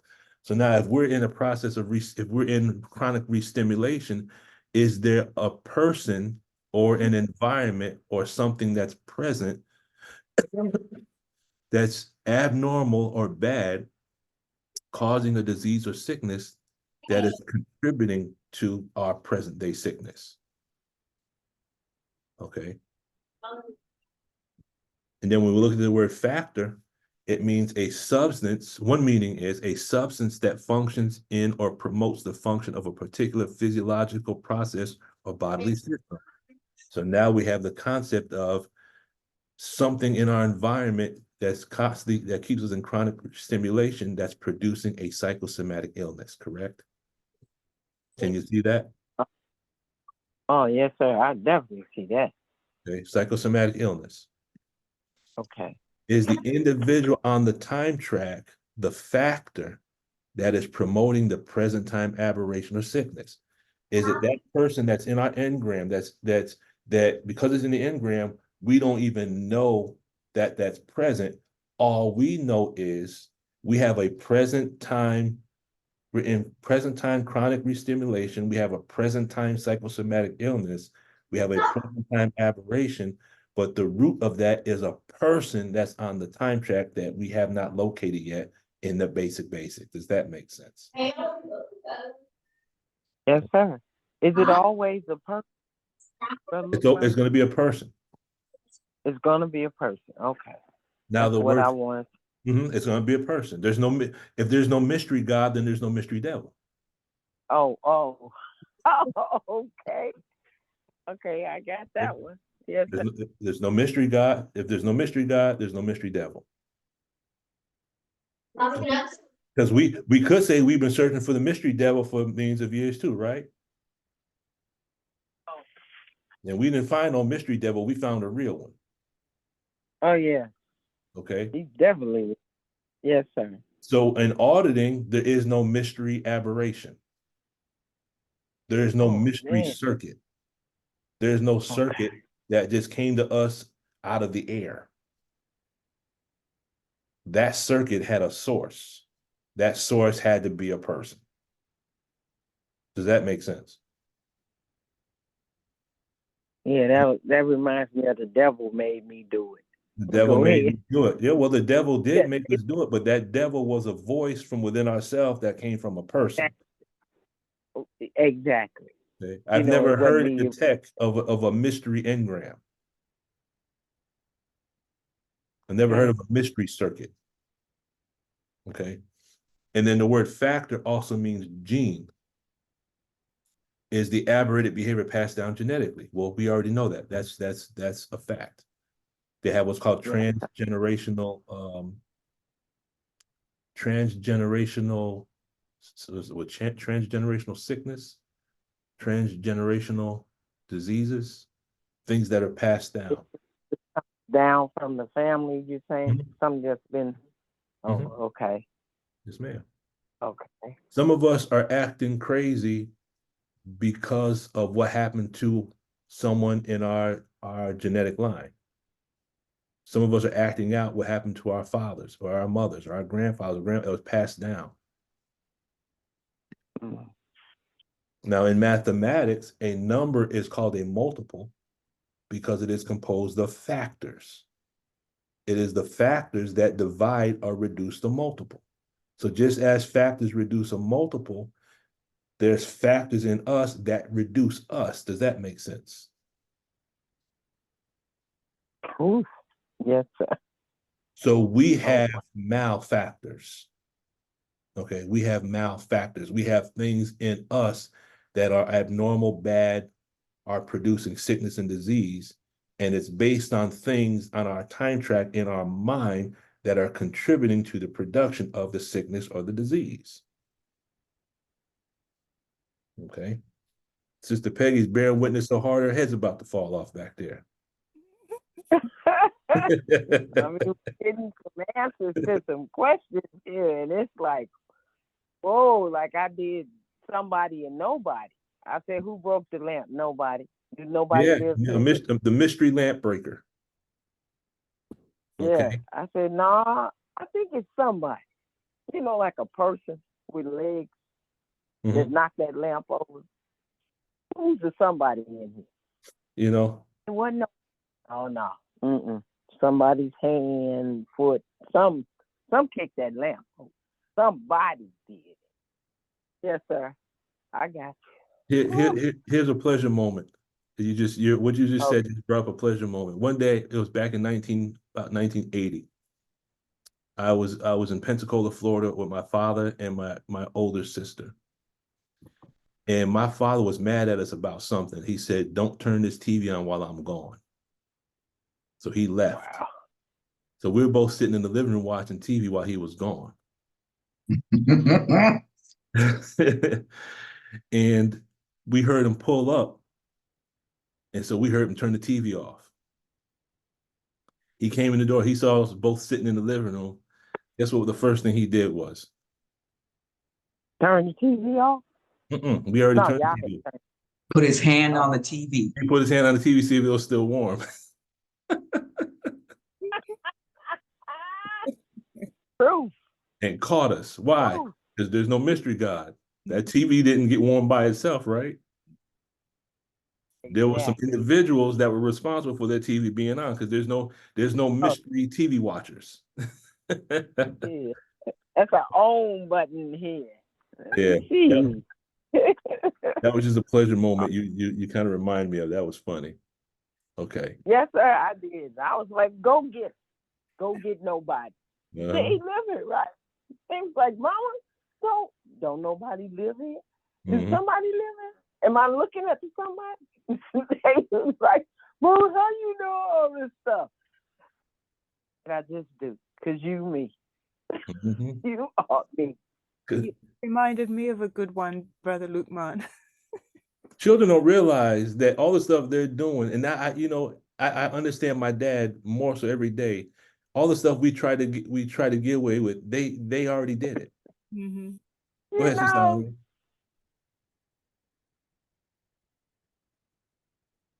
Sister Anya, you had something for us? Oh, a funny moment too.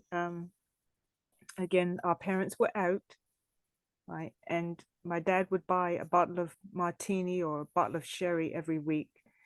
And we had two little tiny shot glasses, my older sister and I.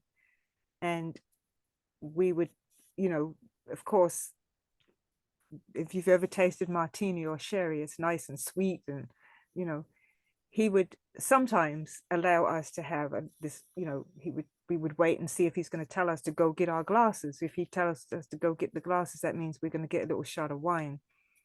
And of course, I would sip on it all evening long, because you're not going to get no more, right? And his justification for it was, a little wine is good for thy stomach, And so they were out one evening, and they'd left the bottle in the refrigerator or in the cupboard, wherever. And so we went and got our little glasses and had a little shot of the wine, right? And then we were watching a good movie, and so we went back and got another shot and another shot, right? And that, the level has gone down quite a bit. So we with water back to the level where it was originally, right? So the next evening, my mom, she went and got herself a glass of wine, and she said to my dad, she said, Tom, she said, this wine sure does taste watery, And so, of course, we're caught, right? Because there was no mystery wine drinkers. No mystery wine makers either.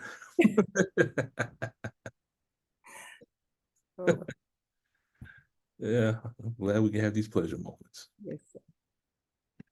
Yeah. Okay. In the word malfactor, and I think this is where we're going to close it out, I also saw male plus factor. And then when I saw male factor, this came to mind. There's no such thing as a no good woman. Every no good woman was made no good by a no good man. Male factor. And I'll just leave that one at that point. Oh, could you go back a bit, just a moment? Yes, ma'am, right there. In other words, there's no. That's a source point. That's a person in the engram. There's no mystery. There's no mystery God. There's no mystery devil. So the engrams have a source point, which is a person that either said something or did something. But the circuit is okay.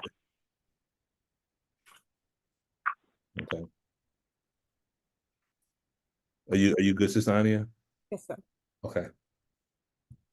So then the last question is with regards to the self-accusing spirit, and could this be the same as the analytical mind? Again, the self-accusing spirit is the nafs lawama. Nafs means spirit, soul, or mind.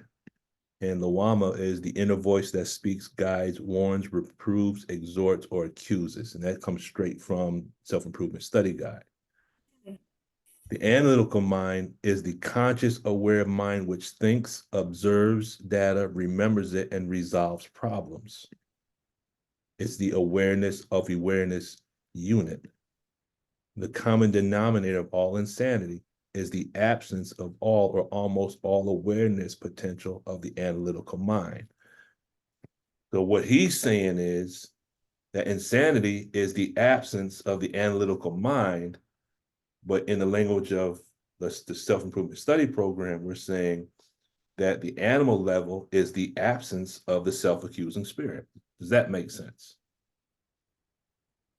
Yeah, that makes So are these things, are these concepts in harmony with one another? they are. Okay. And that is it. That is it. Any thoughts, questions? Sister Annie, please chime in if you don't mind, if you can, on anything. Did you get anything new? Did you get some case gain? Did anyone get any case gain? Did we see something? Do we have a cognition? Do we have some postulates? Sister Peggy, you got the floor. Thank you, Yeah, I Assalamu did. alaikum. When you're talking about, when you're speaking of the malfactor, when we're talking about all these concepts, sometimes it's just really difficult to see ourselves. Usually when things happen, it's always about something, someone has done something to us, but you will not recognize yourself in any of these. And I say that because if my son is constantly, he's on me like white on rice. But what I say is not anything that I mean to say. For instance, and what made me think about it, and you were talking about the census. I was taught as a child, and as I was growing up, I've got a mother that would make an etiquette writer ashamed of themselves because she has so much etiquette. So she would tell us, don't ever smell food when you, not at home, don't smell my food, and certainly don't smell anything when you go out to eat. That is very impolite. That's just a no-no. So I've got this, and one day, I have a son that really examines his environment with all of his senses, including smell. So I served him something he'd never eaten before, and the first thing he did is smell it. And it just, I said, son, I said, grandson, please make this the last time that you smell food. Okay. I said, that's not polite, especially not here and not in public. Don't smell anyone's food, because I had forgotten that's what he does. So, of course, they go talk to their parents about it. Then the daughter comes back and says, Mama said we can smell food. So I said, yeah, you can, but I don't know, but you can't do it here. So my son was saying, he was looking at it through the eyes of Scientology. And he said, you are interfering with his senses. You're almost telling him that he cannot use his senses because that is the way that he examines his environment. And he said, what you have caused him to do is you've given him fear, or that is a way to give someone fear, because when your mother told you that, you probably had a little fear because you could understand, because you could imagine what she's going to say to you, or she wouldn't have spanked me for anything like that, but it's about what she had to say.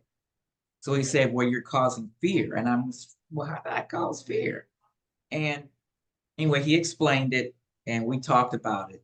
And so I understand now that I was really being a malfactor, and I was causing him fear so that he would not use his senses. You were talking about the Visio and everything like that. Mhm. So I understand now. So what he can do, I said, if you need to smell something, if you need to, just go like this. He'll do that. He doesn't do like that. Because you remember when you were in chemistry, biology, you were taught never to smell something. Yeah, exactly. Just do it like this. Just Mhm. get a whiff of it. So now that's what he does. And my son said, well, now you're not causing fear. You're just showing him a different way of doing it, but you're allowing him to use his senses. And see, I never would have thought that I would be a malefactor. So I was. So now I don't do that anymore. So would that be the same as inhibited ARC and causing enforced ARC that was causing inhibited ARC? Yes. Praise be to Allah. And just one more thing. When you were talking about your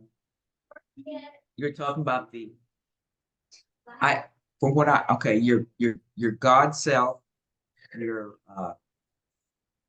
not integrity, it's your self-accusing spirit and the inspiration.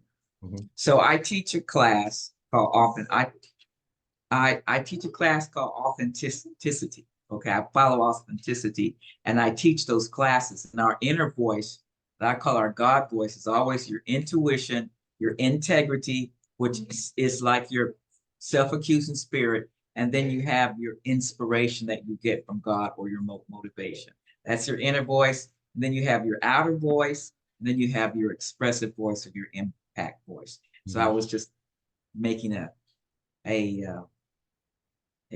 I was making an alignment with what I heard today and that what I do. Okay, praise be to Allah. Thank you, Sister Peggy.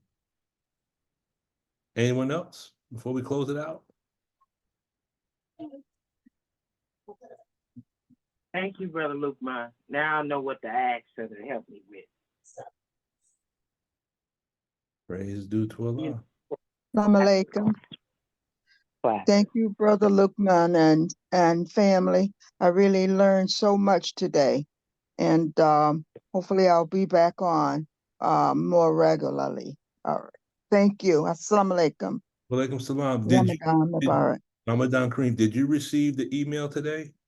Yes. Okay, so you're on the list. Okay, so then Yes. we'll keep you informed. Yes, sir. Thank you. Very Assalamu well. alaikum. Walaikum salam.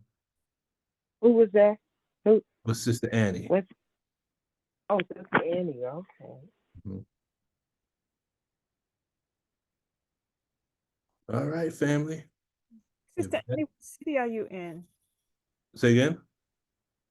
I was asking Sister Annie, what city is she in? Oh, she's got number 11, Boston, Massachusetts. Okay, that's it, number 11. Okay. All right, family, God willing, we will meet again. Continue to stay on top of those Jews, those divisions, and we will go over some more data and make as many connections as we can make and try to make these days easier to deal with regards to this fasting. I know my case gain is through the roof, so I think I got enough juice from our conversation to carry me to 7 o'clock. So Okay. all right, family. Thank you for your time and attention. I pray Allah continue to bless us in our sacrifice and our Ramadan. And I will go ahead and close it out in prayer. Attention prayer. I seek refuge in Allah from the accursed Satan. In the name of Allah, the Beneficent, the Merciful. All praise is due to Allah, Lord of the worlds, the Beneficent, the Most Merciful. Master the day of judgment in which we now live, the alone that we serve, thine aid do we seek. Please, Allah, guide us on the straight path, the path upon whom thou hast bestowed favors. Not the path upon whom thy wrath is brought down, nor those who go astray if they hear thy teaching.